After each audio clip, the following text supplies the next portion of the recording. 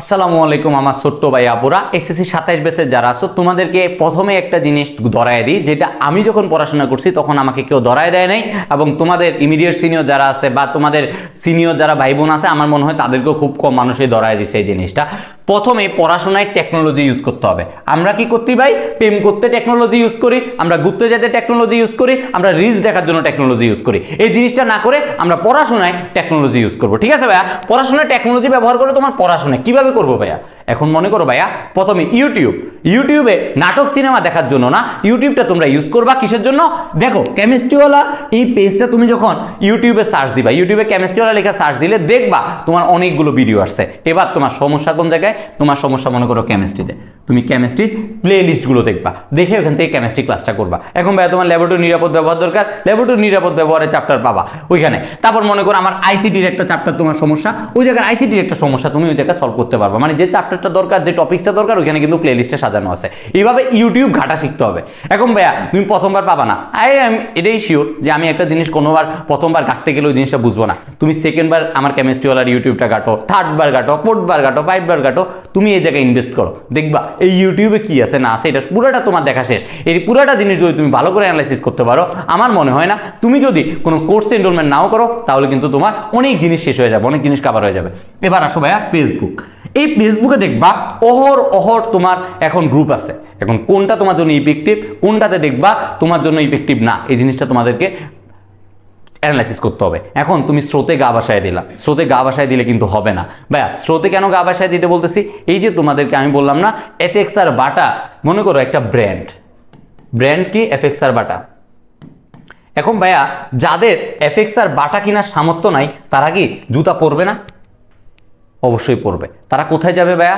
তারা কিন্তু new market যায়। নিউ মার্কেট মনে করো ঢাকার নিউ মার্কেট যায়, তারা কিন্তু ঠিক একটা না একটা জুতা কিনে। অনেকে 200 টাকাও জুতা কিনে, তাই না? অনেকে 300 টাকা দিয়েও জুতা কিনে। বা যা সামর্থ্য যতটুকু ওইটার মধ্যে বেচছে। এখন যদি তোমার কাছে যদি ভাইয়া 30,000 টাকা থাকে, তুমি এটার জন্য ফিক্স করছো, তাহলে ভাইয়া অবশ্যই তুমি ওই ব্র্যান্ডের কাছেই যাও। এখন যদি ভাইয়া তুমি মনে করো ভাই মিনিমাম ইনপুট ম্যাক্সিমাম আউটপুট তুমি দিবা, তাহলে অবশ্যই তুমি এই যে কেমিস্ট্রিওয়ালা যে প্ল্যাটফর্মের কথা বলছি এই প্ল্যাটফর্মে আসো। কারণ এই প্ল্যাটফর্মে আসলে তোমার কি হবে, তুমি সবচেয়ে কম ইনভেস্টমেন্টে ভালো একটা আউটপুট নিয়ে যেতে পারবা। এতটুকু বিশ্বাস ভাইয়া আর করতে পারো, তাহলে ইনশাল্লাহ তুমি একটা ভালো জিনিসের এটা গ্র্যাব করতে পারবা। এবার আসো ভাই অনলাইন কোর্স। ভাই অনলাইন কোর্স জিনিসটা আমার কাছে মনে হয়, আমি যখন 2020 সালে যখন পড়াশোনা করতে গেছিলাম অ্যাডমিশনে, তখন আমার কাছে মনে হয়েছে এটা একটা স্ক্যাম। কারণ কি ভাইয়া, আমি ক্লাস করতে যাই আমার একটু পরিমাণ মনোযোগ বসতো না। কারণ কি 2020 সালে বাংলাদেশে অনলাইনটা ফেমাস হয়েছে করোনার কারণে। এটা যদি না হয়তো হয়তো এডটেক মানে কোনো জিনিস হয়তো ঠিকভাবে এভাবে মানুষ অভ্যস্ত হইতো না। 2020-এর পরে আজকে 2025 সাল চলতেছে। 25 সালের এই পর্যায়ে এসে আমার মনে হয় না বোকার রাজ্যে কেউ বসবাস করতেছে। তুমি অনলাইনে এখন স্ক্যামের পরিমাণ, তখন যদি আমি মনে করতাম 20%, এখন স্ক্যামের পরিমাণ 80%। কিভাবে ভাইয়া? স্টুডেন্টের ব্রেন নিয়ে মানুষ পোলাপাইন খেলতেছে, স্টুডেন্টের ব্রেন নিয়ে খেলতেছে বলেই তোমরা আজকে ধোঁকা খাচ্ছ। তোমাদেরকে এই জিনিসটা বারবার বলতেছি, তোমাদেরকে অ্যানালাইসিস করা শিখতে হবে। অ্যানালাইসিস যদি তুমি করতে পারো কোথায় ভালো করে পড়াচ্ছে, ভিউ দেখে ভাই ওই জায়গায় না গিয়ে কোন জিনিসটা তোমার জন্য ইফেক্টিভ ওই জিনিসটার দিকে ফোকাসন করো। বললাম না, এই জিনিসটা যদি তুমি ফোকাসন করতে পারো তাহলে এই যে তুমি নিউ মার্কেট যাও কিন্তু ভালো প্রোডাক্ট বের করতে পারবা। শুধু যে বাটার তোমার এফএক্সের আমি যে বললাম এরা যে খারাপ তা না, এরা অবশ্যই ভালো, কিন্তু ওদের প্রাইস বেশি। এখন আমার প্রাইস বেশি দিয়ে কিনা সামর্থ্য নাই, কিন্তু আমার তো জুতা পরতে হবে, এই জিনিসটা ফোকাস করতে হবে, ঠিক আছে ভাই? এরপর আসো তোমার এমসিকিউ মডেল টেস্ট এক্সাম। এই জিনিসটা তোমাদের ফোকাস করতে হবে। তোমরা ভাইয়া সবকিছু পড়লা, এই 3টা জায়গা থেকে সবকিছু পড়াশোনা করলা, এখন ভাইয়া এক্সাম দেওয়া অফলাইনে। আমি একটু এখানে অফলাইনের একটু তোমার নেগেটিভ সাইড বলি। Offline is the best. Offline যদি পড়তে পারো অবশ্যই ভালো, কিন্তু অনলাইনে হলো কি একটা চ্যাপ্টার তুমি চাইলে 3 ঘন্টা শেষ করে ফেলতে পারবা, কিন্তু এই জিনিসটা অফলাইনে ভাই ইম্পসিবল। অফলাইনে অনেকগুলো স্টুডেন্ট থাকে, সবার মেন্টালিটি ভাইয়েরা বুঝতে পারে না, হয়তো ক্লাসে অনেক কথাবার্তা হয়, সাইড টক হয়, এই জিনিসগুলো তোমার একটা চ্যাপ্টার শেষ করতে ভাইয়ের 3 থেকে 4 দিন কিন্তু লেগে যায় কোনো না কোনোভাবেই। কিন্তু এটা তোমার এই জায়গায় আসলে দেখবা তোমার হয়তো একদিনেই তুমি চাইলে কিন্তু অনলাইনে শেষ করে ফেলতে পারছো, এটা একটা অ্যাডভান্টেজ।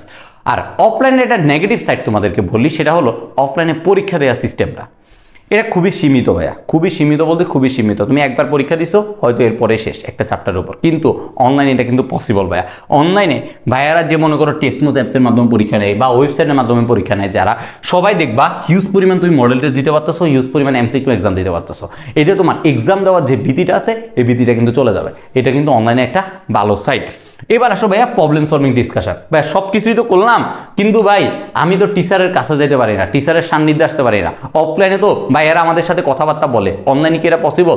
হ্যাঁ ভাইয়া, অনলাইনে আমি যদি এখন মনে করি যে আমি সালমান খানকে পিক করব, আমি সালমান খানের সাথে কথা বলবো, এটা ভাইয়া আমার পক্ষে কিন্তু পসিবল না। যে ভাই আমি সালমান খানের সাথে যা চা খাবো, এই জিনিসটা আমার পক্ষে পসিবল না। কিন্তু ভাই আমি যদি চাই আমার একটা কলেজ ফ্রেন্ডের সাথে বসে আড্ডা দিব, আমি যদি চাই আমার একটা ইউনিভার্সিটি ফ্রেন্ডের সাথে আড্ডা দিব, তাহলে সেটা কিন্তু পসিবল।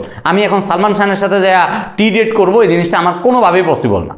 তাহলে আমার সান্নিধ্যে কোনটা আসতেছে, কোনটা থেকে আমি কাছ থেকে ভাইয়াদের সান্নিধ্যে আসতে পারতেছি, ওই জিনিসটা আমাকে ফোকাস করতে হবে। তাহলে তোমার এই যে প্রবলেম সলভিং ডিসকাশন যে জিনিসটা বলছি, এই প্রবলেম তোমার দুনিয়ার যত সমস্যা আছে সবই সলভ হয়ে যাবে।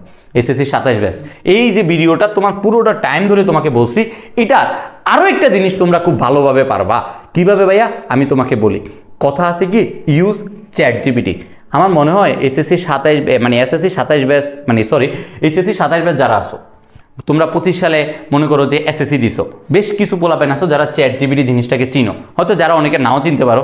আমি আবার ইন্টারমিডিয়েট লাইফের লাস্টের পর্যায়ে এসে তোমার এই চ্যাট জিপিটিটা শুনছি, তাও খুব ভালো করে ইউজ করতে পারতাম না। আমি ভার্সিটিতে উঠে এই ধোঁকাবাজি জিনিসটা শিখছি, যে কিভাবে চুরি করতে হয়।